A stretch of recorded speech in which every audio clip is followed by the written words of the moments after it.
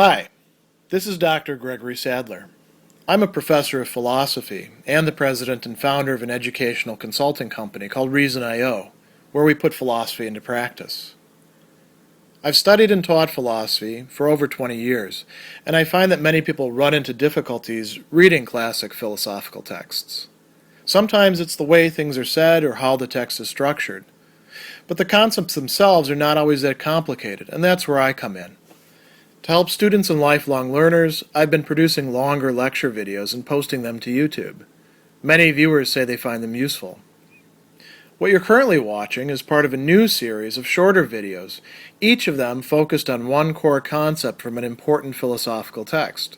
I hope you find it useful as well. Musonius Rufus's lecture 14 is titled, "Is Marriage a Handicap to the Pursuit of Philosophy?" And it comes out of an assertion that somebody is making where it seems to them that it might not be a good thing to be married. Why? Because marriage itself, game, and the living together with a woman, sharing a life with a woman, is going to be an impediment, an empodion, rather, that's a better translation than handicap, to doing philosophy, to studying it, to practicing it.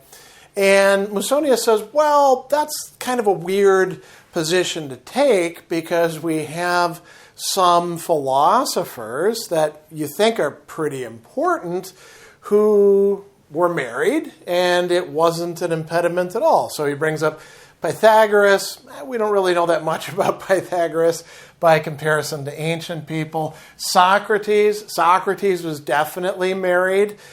You could say, well, Socrates didn't do his philosophizing at home, and he got out of the house quite a bit. But then we have Crates. Crates is the third scholarch of the Cynic school. He's definitely married because he's married to a fellow Cynic, Hipparchia, one of the few women philosophers that we know much about, and they lived this sort of vagabond life, not having a home, and begging for food or teaching people, all of that sort of stuff. And so, they lived with a wife, and they're good philosophers, so it seems like should be open to us. And then he says, by the way, if you think about Crates, right, he was completely without property or possessions. He was married, not having a shelter of his own. He spent his days and nights in the public porticos of Athens together with his wife. So we actually have homes and property and even perhaps servants, as Musonius says. So if Crates could do it with Hipparchia, how the hell are we not going to be able to study philosophy just fine when we actually do have things? And so, that's one interesting argument there. Then he comes to some stronger arguments, let's say. He says, listen, the philosopher is the teacher and the leader of human beings in all the things that are appropriate, prosekonton, for us by nature, or in accordance with nature. And it seems like marriage is something that's clearly in accordance with nature. Now, why would that be the case? He says, well, the demiurge, the creator of human beings, divided the human beings into two sexes. As a matter of fact, he did that with pretty much all the other animals as well, as we know, male and female. And then what else did he do? He implanted desire, epithumion, a strong desire, iskurun, epithumion, in them for association and union with the other. And he instilled a longing, each for the other, both the male for the female and the female for the male. So, the ancients knew that sexual desire was something that went both ways. And he says, why would he do that? Well, he wanted the two to be united and to live together. That's the function of this, the purpose. By their joint efforts to devise a way of life together and to produce and rear children together. Why? So that the race might not die. So, at this point you could say, well, okay, it's not so much about them having children and a life together for themselves, it's so that the race can perpetuate itself. And then he says, we are social creatures.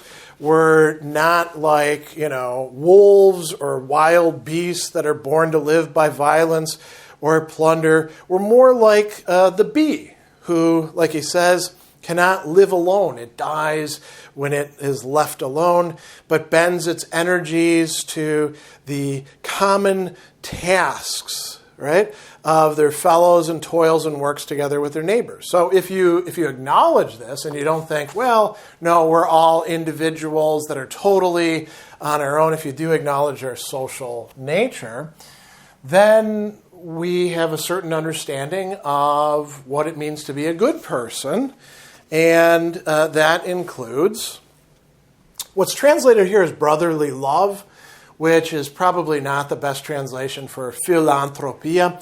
Humanity is how we typically render that. Love for other human beings, not just your brothers.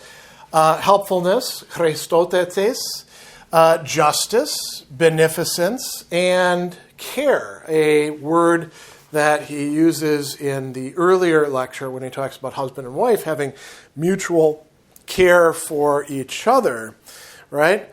Concern is another way to translate it, for the welfare of one's neighbor. And so if we buy into that that's how we ought to be, well, then the home, the oikos, and marriage, game, function as a rampart, a defensive structure, a peribole for the city. If we're supposed to care about our political community, the city, the polis, then we need to pay attention to the things that provide it with its protection, right? The first step towards making a home a rampart is a marriage. So, according to Musonius, whoever destroys human marriage destroys the home, but also the city and the whole human race. It wouldn't last. There'd be no human race if there's no procreation of children. There would be no just and lawful procreation of children without marriage. So, the home or city does not depend just on men, just on women, but on their union with each other, on marriages. And so that's an argument that he's making there as well. Then he's got another interesting case. He says that marriage as a community, a koinonia, is more necessary, anankotera, right? But it's also translated as pleasant, pros philesteran. Okay, that could work. Philein is this feeling of liking something, so pros philesteran. Marriage, when we're in it and things are going well, we feel pretty good about it. It also does have the sense, though, of connecting people together in something like friendship from the philein, right, philesteran. And he says that you can't find any other association that's more necessary or more pleasant than that between men and women in marriage. How so? Well, he talks about, at first here it's gendered, right? The loving katathumios, wife, is more devoted to their spouse. Interestingly, it's the person they're married to. Then companions are to each other, or brothers are to each other, right? Or a son to their parents. And there's other aspects too. When your partner is not there, you feel longing for them in the absence. They will, do more to lighten grief or pain, lupe, or increase joy, or remedy misfortune. Well, who does this the most? Those who judge everything in common, body, soul, and possessions.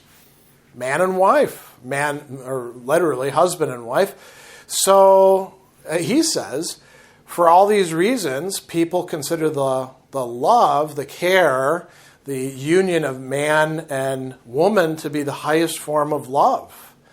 And so it surpasses, for example, love of parents for children. So that's an interesting argument that's made as well.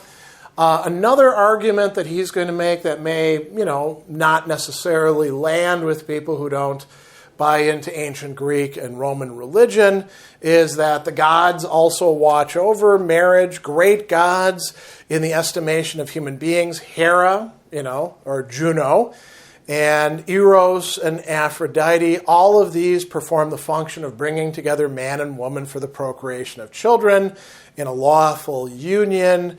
So, great divinities watch over and guard marriage, and that means that it's a proper concern of man, and the philosopher is a human being, and they're not worse than other human beings, so therefore they should acknowledge that because the gods are, focused on it, it's important. But then he comes back to another interesting issue that goes back to the social dimension in a bit. He says, could one say the person who doesn't take an interest in their city is not worse and more unjust than the person who does? And the answer is yes, that person is more unjust.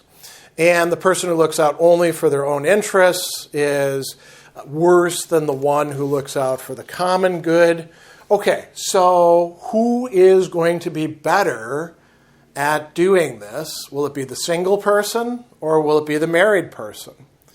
He says, is the single person going to be more patriotic, more of a friend and partner of his fellow man than the person who maintains a home and rears children and contributes to the growth of his city, which is exactly what a married person does. So, the philosopher, married or unmarried, can be doing all of these things. Marriage does not turn out to be an impediment to doing anything that really matters as far as your moral quality goes. And that's what philosophy really is about. He says the study of philosophy is nothing else than to search out by reason what is right and proper, and by deeds to put it into practice. Now, if you think philosophy means doing academic philosophy, writing lots of books, then perhaps you could say, yeah, marriage could be an impediment to that. But Musonius is not focused on that, is he? He's focused on philosophy as something that you live out and exhibit in your daily life. And so marriage not only is not going to be an impediment, it might actually be an enhancer for being a philosopher and doing your tasks that fall to you as a human being.